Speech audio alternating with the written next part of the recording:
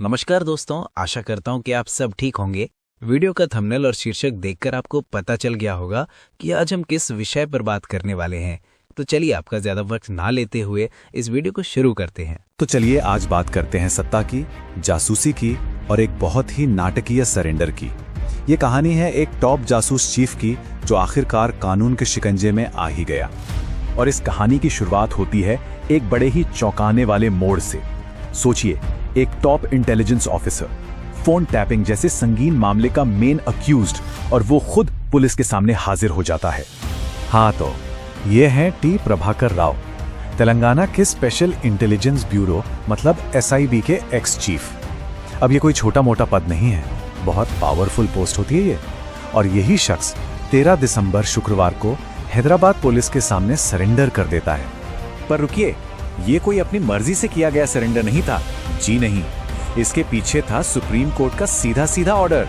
और जैसे ही इन्होंने सरेंडर किया, इनसे 7 दिनों की कस्टोडियल पूछताछ का सिलसिला भी शुरू हो गया। तो सवाल उठता है कि आखिर ये फोन टैपिंग स्कैंडल है क्या? मतलब इतना बड़ा मामला क्यों बन गया?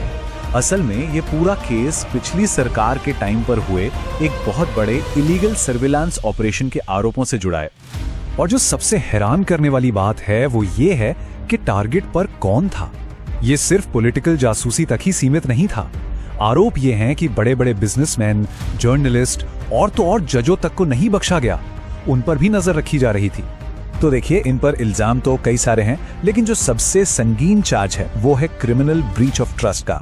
आसान भाषा में समझें तो इसका मतलब ये होता है कि आपको जनता ने जो पावर दी, जो भरोसा आप पर किया, आपने उसी पावर का गलत इस्तेमाल किया, उसे तोड़ा।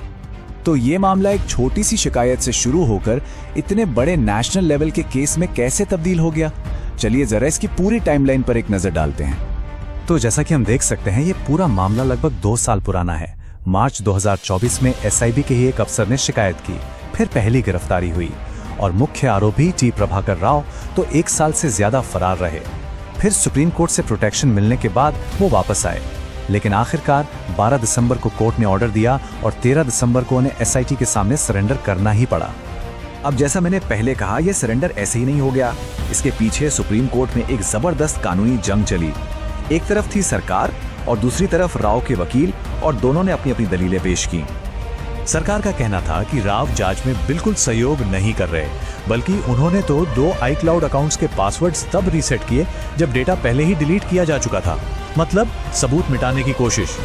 वहीं राव के वकील का दावा था कि जी नहीं, हमने तो एफिडेविट देकर बताया है कि कैसे पूरा सहयोग किया गया।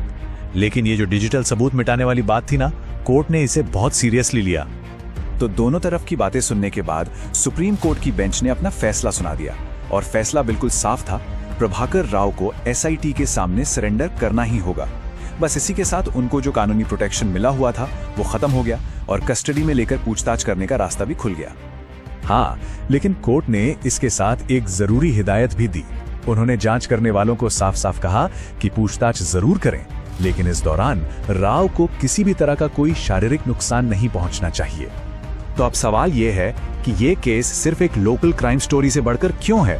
वेल, ये इसलिए जरूरी है क्योंकि ये केस कुछ बहुत बुनियादी सवाल खड़े करता है। सवाल अकाउंटेबिलिटी पर, और इस पर कि सरकार के पास जो पावर है उसकी सीमाएं क्या होनी चाहिए।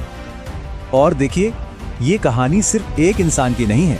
इस केस में कुल 6 मुख्य आरोपी हैं और लिस्ट देखिए, इसमें x SIB chief T Prabhakar Rao तो हैं ही, साथ में DSP, एडिशनल SP, पूर्व DCP और यहाँ तक कि एक टीवी चैनल का मालिक भी शामिल है।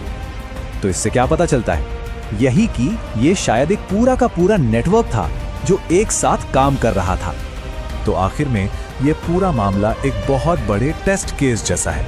यह इस बात की परीक्षा है कि क्या सरकारी मशीनरी जिस पर इल्लीगल जासूसी के लिए इस्तेमाल होने का आरोप है, उसे जवाबदेह ठहराया जा सकता है।